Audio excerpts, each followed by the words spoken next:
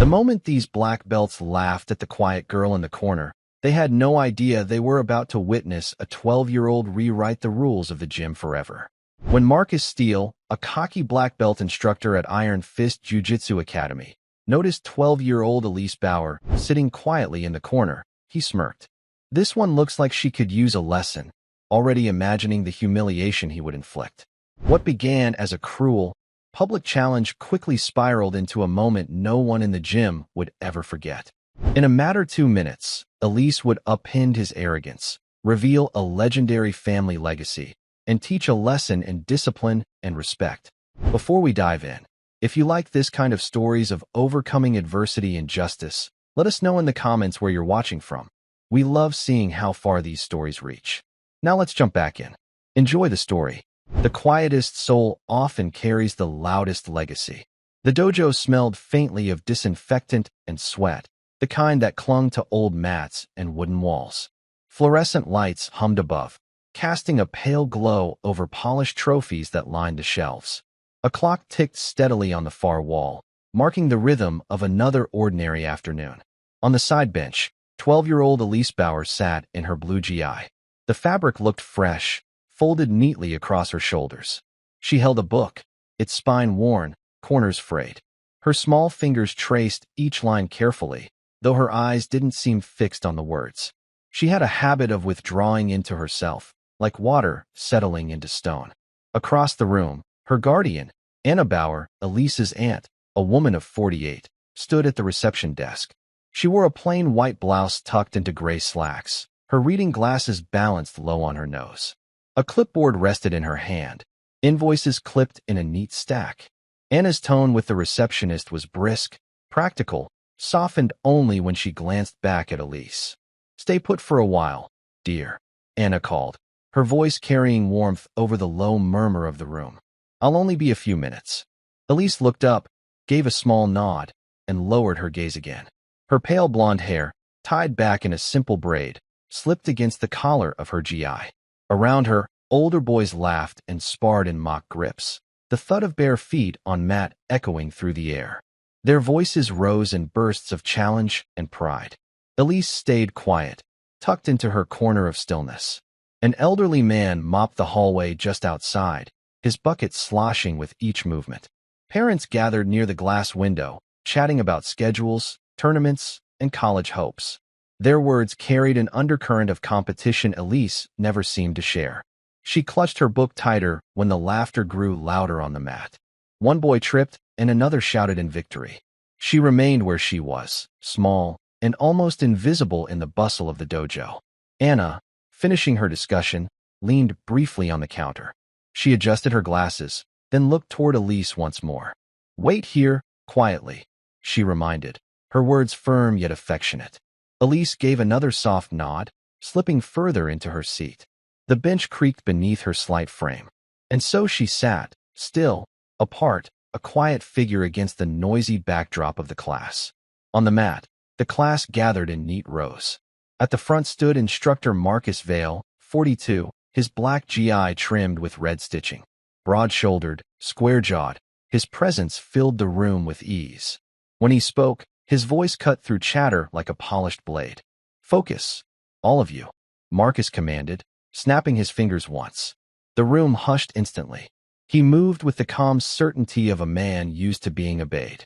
His demonstration began with a favored student, Liam Carter, 15, tall for his age, muscles already defined.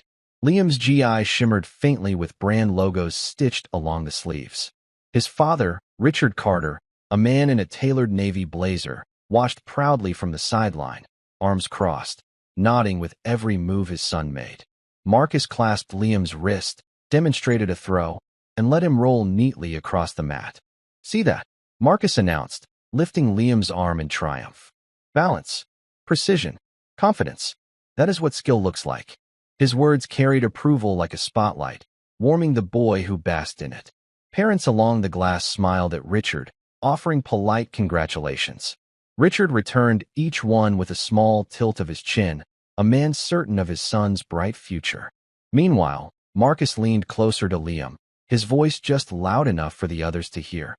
"Perfect work. No hesitation." Your discipline is rare. The praise was rich, drawn out, the kind that plants envy in other students' hearts. He stepped back, folding his arms, letting the silence stretch. The class shifted uneasily, each student hoping for similar recognition, but only Liam received the glow.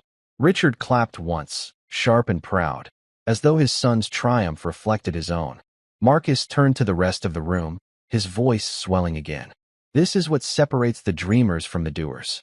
Many of you think strength comes from reading or watching, but no, it is forged here, on the mat, through sweat, through sacrifice. His dark eyes swept across the gathered faces. True skill is not a story. It is blood, breath, and bruises. The words lingered in the room, heavy and deliberate. Children shifted under his gaze. Parents leaned in, eager to absorb the performance. Marcus straightened his back, the corners of his mouth lifting in satisfaction. Then, with a small clap of his hands, he prepared to show more, his energy brimming with the thrill of his own authority. Marcus let his eyes drift across the rows. The students held their breath, waiting to be chosen. His lips curled into something between a smile and a sneer as he stopped in front of David Moreno, 14, a thin boy with a plain white GI. It seems slightly frayed. "David," Marcus called. "Stand up." The boy obeyed quickly, glancing toward his mother, who sat nervously in the corner. She wore a faded sweater, hands folded tightly in her lap, her eyes betraying both pride and worry. Marcus circled David slowly. "Show me your stance," he ordered. David spread his feet, knees bent, arms raised, but his shoulders slouched. "Pathetic," Marcus barked, his voice echoing against the walls. The class chuckled uneasily. He pushed David's shoulder, causing him to stumble backward. "See this? Weak. Loose. No control." David flushed red, his chin dropping. His mother straightened in her seat, forcing a smile that faltered almost instantly. She smoothed her sweater, trying to hide the tremor in her hands. Marcus gestured at Liam, who stood proudly. "Compare," he said, the word sharp as glass. Liam stepped into stance, strong, confident. "This is skill. This is discipline. Not this." His hand sliced through the air toward David with deliberate cruelty. The other students shifted uncomfortably, their eyes darting between David and the floor. A few parents looked away, lips pressed tight. David tried again, tightening his posture, but Marcus shook his head. "No, you are wasting everyone's time. If you cannot stand, how will you ever fight?" The sting in the boy's eyes was visible, a mix of shame and helplessness. His mother pressed her lips together, tears threatening. She clutched her worn purse to her chest, as though holding him from afar. Silence filled the space, heavy, suffocating. Marcus turned away, satisfied with the demonstration of failure. From the bench, Elisa's small hand tightened around her book. Her knuckles whitened as she pressed the cover against her chest. The laughter and whispers around her faded into a dull roar. Her braid brushed her shoulder as she leaned forward slightly, eyes locked on David. For the first time that evening, something in her stillness shifted. At the far edge of the room, Mr. Harold Price, 68, the janitor, paused with his mop. His back bent from years of work, his shirt tucked into worn khaki trousers. He leaned on the handle, eyes narrowing. He had seen this pattern before. Marcus lifting one child high only by pressing another into the ground. Price's lips pressed into a thin line. He muttered under his breath, though no one heard. Same tricks, different faces. Around the benches, quiet whispers stirred. Two mothers leaned toward each other. "He's too harsh," one murmured. "But who would dare speak against him?" The other replied, glancing nervously at Marcus's broad shoulders. A father near the window shifted uneasily, tugging at his watchband. His son sat on the mat, staring at his feet. Marcus's head turned sharply. His hearing was quick, honed like a blade. The whispers died at once. He let the silence hang, his dark eyes sweeping over the room, daring anyone to meet them. The mop squeaked softly as Mr. Price dipped it back into the bucket, pretending to work. But his gaze lingered. He had seen instructors come and go, but Marcus's cruelty gnawed at him. Across the row of students, Liam grinned, whispering to a friend.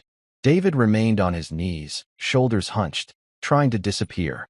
His mother looked at her hands, blinking hard, unwilling to meet her son's eyes. The hush in the room thickened. Parents avoided speaking. Children kept still, Fear crept like a fog, quiet but suffocating. Marcus finally broke the stillness with a slow, deliberate breath. His lips curved into a small smile, not warm, but calculating. He tapped his foot on the mat, once, twice, as though marking a rhythm. Somewhere in the back, a water bottle rolled off a bench and clattered to the floor. The sound startled more than one child, but Marcus did not flinch. Instead, he let the noise fade, then began to walk again, measured, steady steps across the mat. His eyes scanned for another opportunity, for a new example, a fresh way to remind the room who held the power. And then his gaze stopped. Marcus's gaze fixed on Elise. She sat still on the bench, blue GI neatly folded across her small frame, book clutched close. Her blonde braid gleamed under the overhead lights. She looked almost fragile, like a porcelain figure placed in the wrong room. Marcus's lips curled into a slow smile. It wasn't kind. It was the smile of a man who saw prey. He paced a step closer, folding his arms. Perfect, he thought. Small, quiet, harmless. The ideal prop for a lesson about reality versus dreams. He raised his voice, loud enough for the whole room. Sometimes, people believe that knowledge on a page, or stories told at home, make them strong. He let the words hang, his eyes never leaving Elise. But skill is earned here, on the mat. Not in silence. Not in books. Liam smirked. Other students shifted uneasily, glancing toward Elise. Parents craned their necks, curious. Marcus tilted his head, studying her like a hawk. The hush grew sharper. Even Mr. Price paused, mop in hand, sensing the shift. Inside, Marcus savored the thought. This would be easy. A small child who couldn't refuse without looking weak, yet couldn't succeed against him. His demonstration would cement his control. He clapped his hands together suddenly, the sound cracking through the air. Everyone, gather around. His voice boomed, commanding. Students scrambled, forming a loose circle around the center mat. Parents pressed closer to the glass, whispers rising. Elise glanced up at last. Her blue eyes were calm, though her fingers pressed tight against the book's cover. She felt the weight of every stare on her. Marcus spread his arms theatrically. Today, we will see the difference between wishing and doing, between imagination and truth. His smile sharpened, and we will all learn from it. His gaze never wavered from Elise as he spoke. The circle tightened. The air grew thick. Elise remained where she sat, small and unmoving, but no longer invisible. Knowledge, he declared, sweeping a hand toward the benches, is not strength. Stories, books, daydreams, none of these will save you when it matters. He began pacing through the circle of children, each step measured, heavy.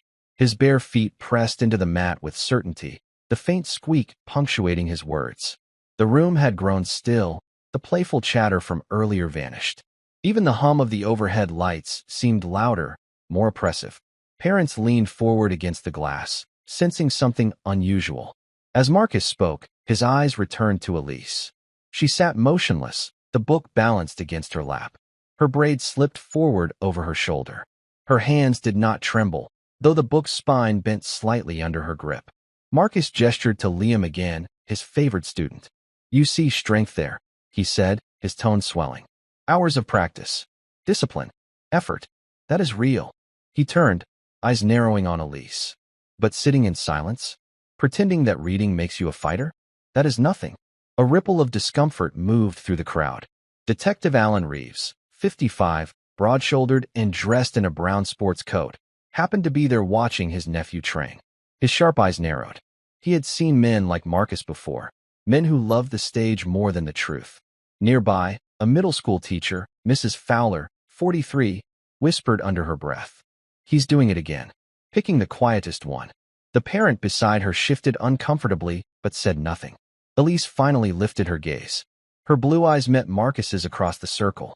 She did not move, did not speak, but the slight turn of her head showed she had felt the shift in the room. Marcus spread his arms, smiling as though bestowing a gift. His voice softened into mock sweetness. Elise, isn't it? Come now. We'll make a lesson of it. Show everyone what you've learned from your little books.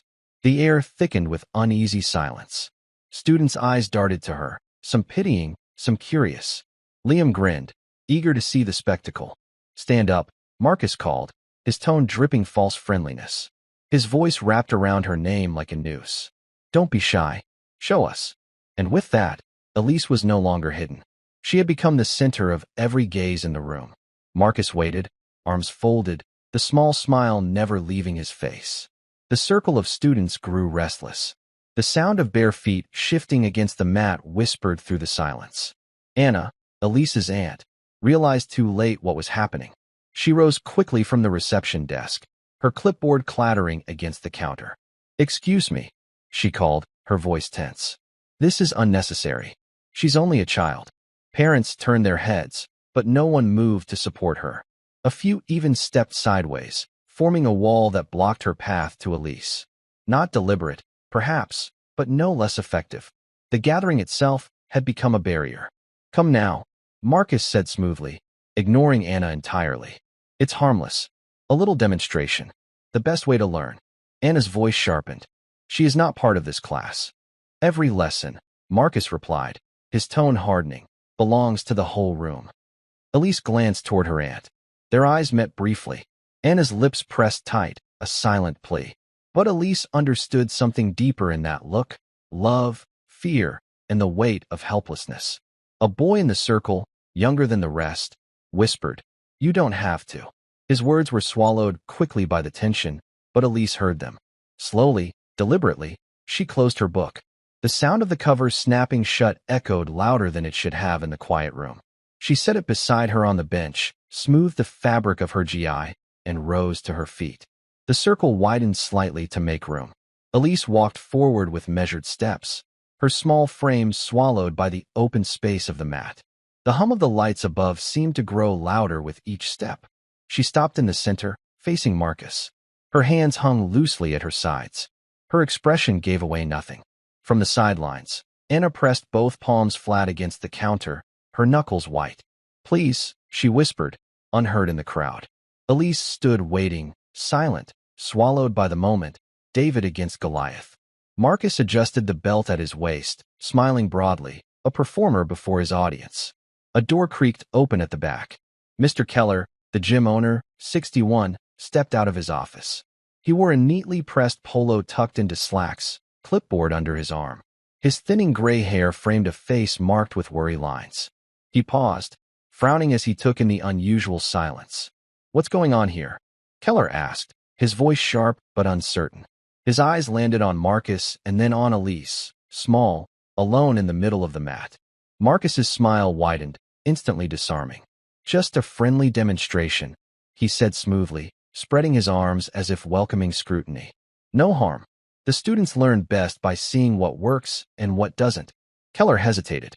His gaze flicked toward Anna, who was standing rigid at the counter. She gestured quickly, her voice rising. "Stop this now. She's not part of this class." Parents near Keller shifted, murmuring among themselves. One father cleared his throat, but fell silent when Marcus's eyes swept in his direction. Marcus chuckled softly, clapping his hands once. "It's nothing dangerous, I assure you. The girl will see how true skill is different from imagination. That's all. An important lesson." Keller's jaw tightened. He looked at Elise, then at the crowd pressing closer to the glass. He knew the situation was wrong, but Marcus had been the gym's star attraction for years. His classes filled the room. Parents praised his results. Revenue depended on him. He tried again, softer this time. "Perhaps another day. The girl, she doesn't look ready." Marcus's eyes narrowed. "With respect, sir, the children are ready only when challenged. If we shelter them, we do them no favors. Surely you agree?" His words came smooth as oil, loud enough for every parent to hear. Keller faltered. His lips parted, but no words came. At last, he sighed and stepped aside, murmuring, "Keep it safe, Marcus." Anna's voice broke. "Safe? This isn't safe." But Keller didn't answer. He turned and walked slowly back toward his office, shoulders heavy, head bowed. Marcus's grin sharpened. The path was clear.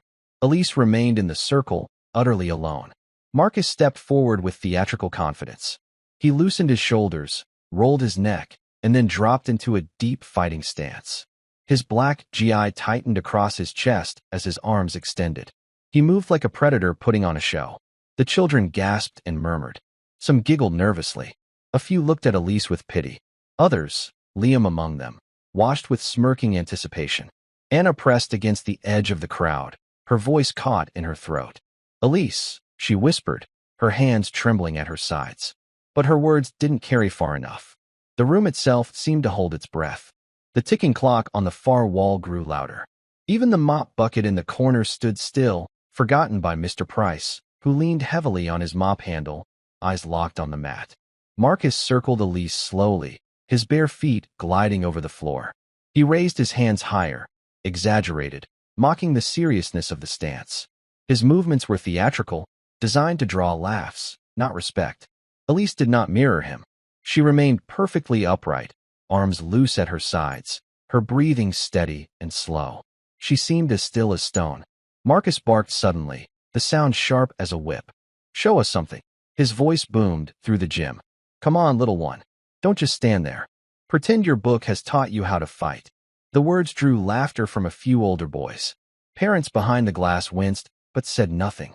The power in Marcus's tone dared anyone to speak. Elise blinked once, calm, her blue eyes fixed somewhere between Marcus's hands and his chest.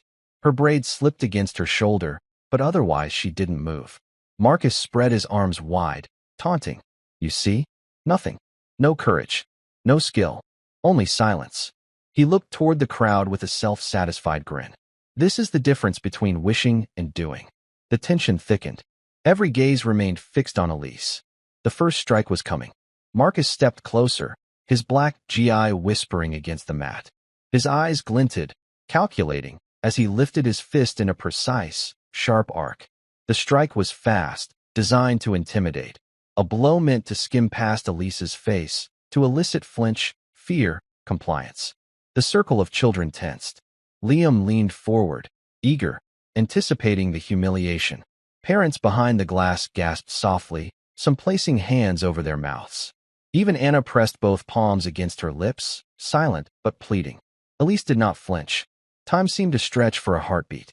Her bare feet remained rooted lightly on the mat, weight balanced evenly. Then, in a movement so smooth it almost seemed unreal, her body shifted.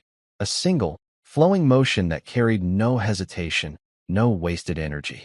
She slid the fist by a fraction of an inch, evading the strike by the slimmest margin, yet the motion carried an elegance that spoke of mastery. Marcus froze mid-motion, the motion of his arms stuttering, unplanned. His lips parted, a low murmur escaping him. He muttered under his breath, disbelief threading his tone. The children blinked, confusion flashing in their eyes. Liam's grin faltered, replaced by a frown. Even some of the boldest older students exchanged uncertain glances. Mr. Price, the janitor, leaning heavily on his mop, dropped it softly to the floor. His knuckles rapped the handle once in muted surprise. The movement, the style, was unmistakable, classical, precise, long forgotten. His lips pressed into a thin line. Recognition lit his eyes. The silence in the room thickened. The hum of the fluorescent lights seemed sharper, every footstep and shifting weight amplified in the tense stillness. Parents murmured softly to themselves, eyes darting between Marcus and Elise. Some started leaning closer, sensing the shift in the narrative. Marcus blinked, his confidence faltering. He had expected compliance, a small, nervous child swallowed by the moment. Instead, Elise's stance, her measured, flowing motion, suggested something else entirely. She was not naive. She was not fragile. The air in the gym grew electric with unspoken realization. Whispered gasps tickled the edges of the silence. Marcus muttered again, almost to himself, "Impossible." Elise remained perfectly still after her movement, her expression unreadable, breathing slow and steady, hands at her sides. Calm, silent, watching, waiting. The first act of humiliation had failed. The crowd felt it. The story had begun to turn. Marcus's jaw tightened. His confidence, once a solid wall, wavered now. The evasion, so fluid, so precise, had rattled him in a way he did not expect. He tried to mask it with a scoff, stepping back, flexing his arms. "Luck," he muttered, voice sharp, almost a command to convince himself. It was luck. A fluke. The children watched, wide-eyed. Liam, standing closest to Marcus, frowned openly. "That wasn't luck," he muttered under his breath. Marcus squared himself again, preparing another strike. This time it was wider, more aggressive, a sweeping motion meant to dominate and intimidate. The mat seemed smaller with each step he took. Elise's blue eyes followed him calmly. Her breathing remained steady. Her feet shifted just slightly, enough to maintain perfect balance, and she moved with liquid grace around his strike. Once more, the blow passed harmlessly by her. The room gasped audibly. Some parents leaned forward, gripping the glass railing. The whispers swelled. "Did you see that?" She moved like a professional. Impossible for a child. Mr. Price, the janitor, leaned heavily on his mop, eyes wide with recognition. He whispered to himself, voice low but audible only to him. Classical style. Bauer lineage. His mind pieced it together. The precision, the timing, the economy of motion. Even Liam's face turned pale. He shook his head in disbelief. She's not just reading those books. Marcus's lips tightened, color draining slightly from his face. The mask of authority he wore for so long began to crack. His movements became erratic, defensive. He barked, voice rising in anger, frustration seeping through every word. "Stop playing games," he snarled, bare feet shifting unevenly. The confidence he had carried into the circle now slipped like sand through fingers. Elise remained still, composed, observing him as though she were studying a chess opponent about to make a fatal blunder. Her calmness, her silence, amplified the tension in the room. Parents leaned toward one another, whispers mixing with awe. The children froze, understanding instinctively that something monumental was unfolding. Marcus's authority, the aura of dominance he had wielded for years, was beginning to collapse in real time. The first real crack in his armor had appeared, and Elise, silent and small, stood at the center, the eye of the storm. Marcus's chest rose and fell in sharp, uneven breaths. He glared at Elise, expecting fear, hesitation, maybe even tears. None came. Then, for the first time since the confrontation began, Elise spoke. Her voice was calm, steady, clear. "Why would I fight you?" she asked, almost softly. Yet every word cut through the tension like a knife. The circle of students froze. Parents leaned closer to the glass. Even Liam's mouth fell open. Marcus blinked, momentarily speechless. "I don't need to prove strength," Elise continued, her blue eyes steady on Marcus. "You target children because it makes you feel important. But it isn't strength. It's cruelty." Her words hung in the air, echoing off the walls. She did not yell. She did not rage. There was no dramatic flourish, only truth, quiet and undeniable. The murmurs began almost imperceptibly at first. Then, one parent whispered, "She's right." Another nodded subtly. Children glanced at each other, realization dawning. Even Liam's confident posture faltered. Marcus's lips parted, as though to respond, but no words emerged. His face went pale under the overhead lights. Anger flickered in his eyes, but it was accompanied by something he had not anticipated, doubt. Anna pressed her hand over her mouth, a silent exhale of relief. Mr. Price's hands gripped his mop handle tightly. He nodded slowly, recognition in his eyes. The whispers grew louder. "He's a bully," one parent said. "I knew it," another added. Marcus's throat worked. He opened his mouth again, but his usual sharp, commanding tone was gone. The room no longer feared him. It watched, measured, critical. Elise did not advance or step back. She stood her ground, small yet immovable, the quiet authority of truth radiating from her posture. "Your lessons are not lessons," she said simply. "They are excuses to make others feel weak so you feel strong. That is not skill. That is not respect. That is fear." Gasps and murmurs ran through the room. The parents behind the glass exchanged glances of understanding. The children's eyes widened, absorbing the revelation. Marcus's confident facade crumbled completely. He had expected to dominate, to humiliate, to assert power. Instead, he found himself exposed before an entire gym, challenged not by strength, but by integrity. And in that quiet, unassuming way, Elise had taken control. Elise's calm blue eyes never wavered from Marcus, yet a flicker of something deeper appeared. Heritage, history, pride. She tilted her head slightly. "You don't know who my father was," she said, her voice steady, almost detached. The words landed like stones across the silent room. Marcus's brow furrowed. "Your father?" he asked, disbelief threading every syllable. Detective Alan Reeves, observing from the side, narrowed his eyes. His hand moved slowly to his pocket, pulling out his phone. He typed quickly, suspicion peaked. Mr. Price, the janitor, straightened slightly, his eyes widening. Recognition bloomed across his lined face. The fluidity, the precision, the classical movements, they were no accident. Elise continued, her tone neutral, revealing only enough to intrigue. My father's name is Eric Bauer. You may have heard of him. The mention of the name caused a ripple through the gym. Parents murmured softly, puzzled, intrigued. Some leaned forward on their knees, trying to catch more. Detective Reeves' fingers scrolled rapidly, landing on a biography. World champion, he muttered under his breath. Olympic medalist, multiple international titles. His eyes scanned quickly, absorbing the evidence. Eric Bauer, yes. That's him. Mr. Price's knuckles pressed against the mop handle. That's why she moves like that, he whispered to himself. Legacy in her veins. Discipline passed down. Technique carved into her bones. Marcus laughed, sharp and incredulous. So what? You're a child. Even if your father was some champion, it changes nothing here. His tone faltered slightly, betraying the cracks forming in his confidence. Elise lifted her chin just a fraction. It changes everything, she said simply.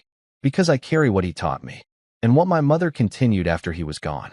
The detective, now reading aloud, detailed Eric Bauer's accomplishments. Olympic medalist, world champion, coach of national teams, a name whispered in respect across continents. The gym, once dominated by Marcus's authority, went utterly silent. Parents, children, even Marcus himself felt the weight of the revelation. The air was heavy with awe and disbelief. Marcus's face drained of color. His previous theatrics, his control, his mockery, all seemed meaningless now in the shadow of history, skill, and quiet mastery embodied by a 12-year-old girl. Elise stood poised, small yet monumental, carrying the weight of a legacy few could ever dream to understand. The room held its breath, waiting for what came next. Marcus's eyes blazed, a mixture of anger, disbelief, and humiliation. His hands clenched into fists. For the first time, his arrogance faltered completely. He lunged forward, a genuine strike this time, intent sharp and unrestrained. The gym's atmosphere shifted instantly. Every student froze mid-step, parents leaned closer to the glass, and even Mr. Price's mop paused in midair. The anticipation was electric. Elise's feet shifted slightly, almost imperceptibly, but with perfect timing. She didn't raise her hands in defense. She didn't flinch. She allowed Marcus's momentum to carry him forward. In one seamless, flowing motion, she stepped aside, guiding his weight with the merest touch of her forearm against his upper arm. His attack, intended to dominate and intimidate, became the instrument of his own defeat. Marcus stumbled, arms flailing briefly before Elise's careful redirection guided him into a controlled fall. He crashed against an equipment rack with a loud, echoing thud. Mats rattled. A stack of foam pads teetered and fell. The gym fell utterly silent. Elise remained standing, calm, breathing steady. Not a bead of sweat betrayed the effort of her movements. Her braid swung gently against her shoulder. She had done nothing violent. She had only applied skill, control, and understanding of leverage passed down through generations. The children gasped, some stepping back in awe. Liam's mouth hung open, disbelief painted across his face. Parents exchanged stunned glances.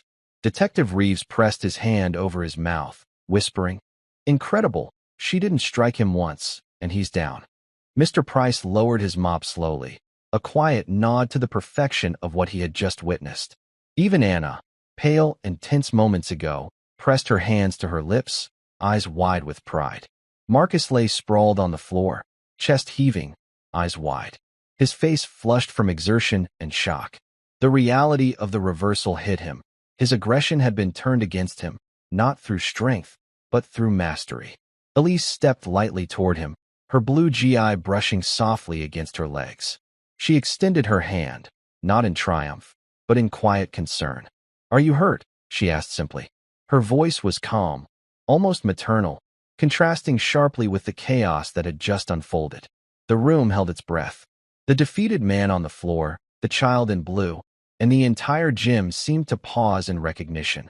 Authority and intimidation were no match for skill, discipline, and composure. In that moment, victory had been claimed, not with pride or fury, but with restraint and quiet mastery. Marcus lay sprawled, chest rising and falling rapidly, face pale and sweat-matted hair plastered to his forehead. His confidence, once a wall, had crumbled entirely. Fear flickered in his eyes, brief, raw, and undeniable. Elise stepped closer, slow and deliberate. She did not smile, nor did she boast. Instead, she extended her small hand toward him. Her blue GI swayed slightly as she held out her palm, calm and composed. "Are you hurt?" she asked softly, her voice carrying more authority than any shout. Her question was gentle, but it bore the weight of moral certainty. Marcus's lips parted, but he could not respond immediately. He stared at the hand, at the small figure of the girl who had just bested him without striking a single blow. His ego, fragile and wounded, struggled to assemble words. Parents and children began to murmur, slowly, softly at first, then growing louder. "Did you see that?" one father whispered to his wife. "She didn't even hit him, and he's down." Mr. Price, the janitor, leaned on his mop, nodding slightly. "Perfect control," he murmured, more to himself than anyone else. "No wasted effort. Discipline, timing, legacy." Detective Reeves stepped forward cautiously, shaking his head in disbelief. "I've seen a lot," he said softly, voice carrying over the quiet crowd. "But nothing like that. She's incredible." Even Liam, the favored student, stood frozen, mouth slightly open. He glanced between Elise and Marcus, realization dawning slowly. The hierarchy he had once admired now felt hollow, overturned. Anna, pale but relieved, let out a soft breath. She glanced at Elise, eyes glistening. You handled that perfectly," she whispered, almost to herself. Marcus, finally finding a voice, rasped, I'm fine." His pride had been shattered. He flinched slightly as Elise gently helped him to his feet, guiding him upright with a firm yet considerate grip. The crowd remained still, watching the quiet act of compassion unfold. Elise's gesture, simple and unassuming, had not only demonstrated skill, but character. She had claimed victory morally as well as physically. As Marcus steadied himself, accepting the offered hand, the room seemed to exhale collectively. Awe, relief, and a dawning respect filled the air. Elise had shown them something greater than strength, restraint, grace, and the courage to rise above cruelty. The moment lingered. The gym had witnessed more than a confrontation. It had witnessed a transformation in understanding and in respect. Marcus, still recovering from his fall, sat on the edge of the mat, chest heaving, while Elise's gaze swept across the circle of students and parents. Detective Reeves, kneeling slightly to get a closer look, finally broke the silence. How did you do that?" he asked, voice low but full of genuine wonder. "You didn't strike him, yet he's down. How is that possible?" Elise's blue eyes met his. She did not smile, though her expression carried calm assurance. "Strength isn't about proving you can overpower someone," she said quietly. Her voice, though soft, carried a resonance that drew attention from every corner of the gym. "It's about knowing yourself and knowing how to protect others. The stronger you are inside, the less you need to strike outwardly." Mr. Price nodded slowly from the corner. "That's right," he whispered, almost to himself. "Control, discipline, power used with intention." Anna stepped closer, brushing a loose strand of blonde hair from Elise's face. Her voice carried warmth tinged with pride. "Your father taught you well," she said. "And after he passed, your mother continued his lessons. That discipline, that quiet mastery, it comes from years of patient training." Elise shifted slightly, standing tall in her blue GI.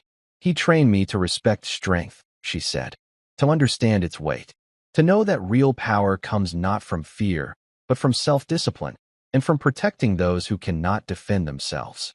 Detective Reeves, frowning with concentration, typed quickly on his phone, confirming the details of Eric Bauer's legendary career.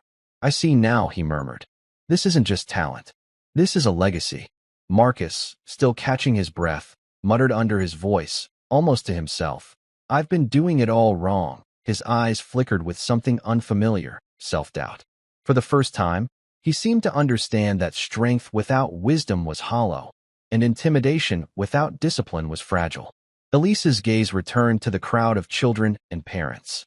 Martial arts, she continued, voice gentle but firm, is about protection, not pride. It's about lifting others, not lowering them. Anyone can strike, but not everyone can stand, calm and silent, while doing the right thing. The parents whispered among themselves, nodding. Children glanced at each other, absorbing the lesson without words. Even Marcus, humbled and quiet, seemed to recognize the magnitude of what he had witnessed. In that moment, the philosophy of strength was clear. True power was not measured by dominance, but by restraint, wisdom, and the courage to act with integrity. 2 days later, sunlight streamed through the office windows of the gym. The room smelled faintly of cleaning supplies and polished wood. Elise sat beside her aunt, Anna, on a leather sofa, her blue GI neatly folded over her knees. Across the desk, Mr. Keller, the gym owner, shuffled papers nervously. His fingers tapped a rhythm on the polished surface. Detective Reeves stood to one side, observing quietly, his notebook in hand. "Here's the situation," Keller began, voice tense. "The complaints from parents, the videos from class, the fallout from Marcus's behavior. Everything has reached a point where change is necessary. I didn't act fast enough before. That's on me." Elise's expression remained calm. She nodded slightly, her eyes steady. Keller continued, glancing at the detective for reassurance. "I've been thinking about the youth program. Marcus can no longer lead. It's clear the environment needs guidance, proper discipline, and a focus on the philosophy of strength, not intimidation." Detective Reeves cleared his throat. "You saw her demonstration. Elise has not only the skill, but the temperament. She understands what the training is meant to instill: discipline, self-control, respect. She embodies the values the program should teach." Keller looked down at the folder on his desk, flipping it open. Inside were letters from parents, requests, and petitions. Their handwriting neat or hurried, all spoke the same message. They wanted their children to learn under Elise's guidance. Anna's hand rested lightly on Elise's shoulder. "She's ready," Anna said softly. "She's been ready all along. It's just a matter of trusting her." Keller's eyes scanned the pages, then lifted to Elise. "I want you and your aunt to take over the youth program," he said finally. "Not just temporarily. I want a full transition. These children, they need someone like you." Elise's gaze swept the room. She felt the weight of responsibility settle over her small frame. She did not flinch. Her voice, calm and sure, carried across the office. "We'll do it," she said. The detective allowed himself a small, approving nod. Keller exhaled slowly, a mixture of relief and apprehension in his expression. He carefully placed the folder back on the desk. Outside, the gym buzzed with normal activity, unaware that the very foundation of its future had just shifted. The youth program, once dominated by fear and intimidation, would now reflect a new philosophy: discipline guided by wisdom, strength tempered with compassion. The path was set. Elise, quiet yet formidable, would now lead. Elise and Anna were at home that evening, the kitchen light casting soft shadows across the wooden floor. Elise's blue GI lay folded on a chair, the familiar weight of discipline momentarily set aside. A sharp knock at the door made Anna tense. "Who could that be?" she murmured, moving cautiously. Elise stood, small but poised, and walked to the door. Through the peephole, she saw Marcus standing there, his posture hesitant, shoulders slightly hunched. Behind him, a woman she didn't recognize, a sister or perhaps a motherly figure, stood as a mediator. Her expression was calm but firm. Anna opened the door slightly. "Marcus, why are you here?" Marcus swallowed, gaze flicking between Elise and her aunt. I owe you an apology," he said quietly. His voice lacked its former arrogance. "I came to say I'm sorry for what I did, for the way I treated you in class. You didn't deserve it." Elise remained silent, her expression measured. Her eyes studied him, calm but assessing. The woman behind him stepped forward. "He's sincere," she said. "He's realized what he did was wrong. He doesn't want to regain his position, but he wants a chance to help make things right." Marcus nodded, taking a cautious step forward. "I know I can't undo what happened. I just want to contribute now, under your guidance. To help the children, not hurt them." Anna's lips pressed together in doubt. "Why should we trust you?" she asked softly. Her voice carried years of protectiveness, worry threading every syllable. Elise studied Marcus for a long moment. She remembered the fall, the fear, the humiliation he had caused others. And yet, she recalled her father's teachings. True martial arts was not just about strength, but about offering second chances when repentance was genuine. Slowly, she nodded. "If you are serious," she said quietly, "then you will follow the rules. You will learn, and you will put the children first. Not yourself, not pride, not ego." Marcus's eyes brightened with relief and gratitude. "I will," he promised. "I will do whatever it takes." The woman smiled, relieved. Anna exhaled slowly, tension easing. Elise stepped back, letting Marcus enter. The beginning of an unlikely alliance had taken root. One forged not by fear, but by accountability, humility, and the willingness to change. Outside, the night was calm, yet inside, a transformation had begun, a chance for healing and the restoration of integrity. The next morning, Elise's home was quiet but purposeful. Sunlight spilled across the living room, illuminating the neatly folded blue GI on a chair and a small, worn training journal on the table. Anna crossed her arms, skepticism clear in her eyes. "I still don't know if we should let him in," she said, glancing at Marcus, who sat politely on the sofa, hands folded, head lowered. His posture was tentative, cautious. Elise, standing tall despite her small frame, shook her head slowly. "He wants to make amends. That's the first step. We can guide him, teach him what true martial arts means." Her voice was calm, measured. "Strength without wisdom hurts others. Discipline without compassion is empty." Marcus lifted his eyes, gratitude and humility shining through. "I understand," he said softly. "I never realized what I was doing. I want to learn. I want to make this right." Anna's lips pressed tight, but Elise's gaze softened. She remembered her father's words. The measure of a person is not in their mistakes, but in their willingness to correct them. Elise gestured toward the mat corner in the living room, where a small padded area had been set up. "Show me," she said simply. "Not to prove anything, not to show skill. Show me you are ready to change. Control, respect, awareness." Marcus nodded, taking a deep breath. He moved cautiously through simple drills Elise demonstrated. Her eyes never left him, correcting posture, guiding movements, instilling patience. He faltered, stumbled once or twice, but she adjusted him with gentle, firm guidance. After some time, she stepped back, letting him complete a fluid motion without interference. He executed it carefully, aware now not of dominance, but of balance and intention. A small nod from Elise signaled approval. Tears formed in Marcus's eyes, but they were not of shame, of relief. He realized the depth of responsibility he had carried lightly before. Elise had given him the chance to rebuild, to be better, to honor what martial arts truly meant. Anna exhaled slowly, a smile tugging at her lips. I see it now," she said. "You're serious. He's sincere." Marcus's shoulders relaxed, humility settling fully into him. "Thank you," he whispered. "I won't waste this chance." Elise's expression softened. "It's not about thanks. It's about doing what's right. Let the children see that even someone who has been wrong can learn to do right. That is the strength that matters." And in that quiet, sunlit room, the first steps toward healing and atonement were fully underway. 2 weeks later, the gym had transformed. Sunlight poured through newly cleaned windows, warming the polished wood floors. Posters adorned the walls, carrying phrases like "discipline is compassion" and "strength protects, not intimidates." The air smelled faintly of disinfectant and freshly laundered GIs. Elise stood at the front of the room, small but commanding in her blue GI. Her braid hung neatly over one shoulder. Children lined up on the mats, some nervous, some excited, all curious. Parents observed from the side, leaning against the rail, eyes bright with anticipation. Marcus knelt quietly near the back, setting up mats and arranging training equipment. His black GI was clean, his posture subdued.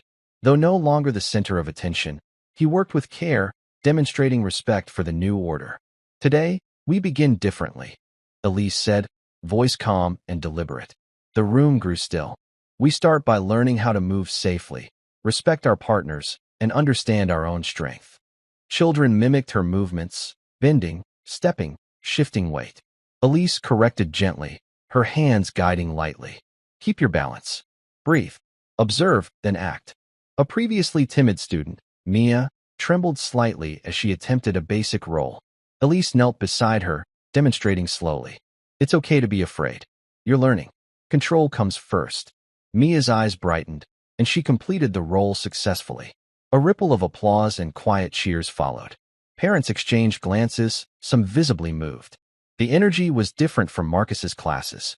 There was no fear, no mockery, only concentration, encouragement, and growth. Marcus observed silently, occasionally assisting a child who struggled. When a mistake was made, he corrected gently, under Elise's guidance, showing patience he had never displayed before. He met Elise's gaze once, nodding slightly, acknowledging her leadership and the shift in his own approach. Elise paused, scanning the room. Remember, she said softly, strength isn't about overpowering someone. It's about helping them stand taller than they thought possible. Today, we lift each other up. The children nodded eagerly. Some repeated the phrase aloud, as if committing it to memory. The gym buzzed, not with fear or anticipation of humiliation, but with the quiet thrill of learning, of mastering skills, of belonging. By the end of the session, smiles were everywhere. Parents whispered their amazement, children laughed, and Marcus, quietly in the corner, wiped down a mat, humbled but learning. A new era had begun, not with confrontation or dominance, but with wisdom, compassion, and disciplined guidance. 6 months later, the sun shone over the town square during the annual community festival. Booths lined the streets, music floated through the air, and laughter mixed with the scent of fresh pastries and flowers. The martial arts program Elise had rebuilt was holding a public demonstration at the center stage. Children in neatly pressed blue GIs formed a line on the mats, facing the small crowd. Their movements were confident, precise, and deliberate, skills learned under Elise's guidance.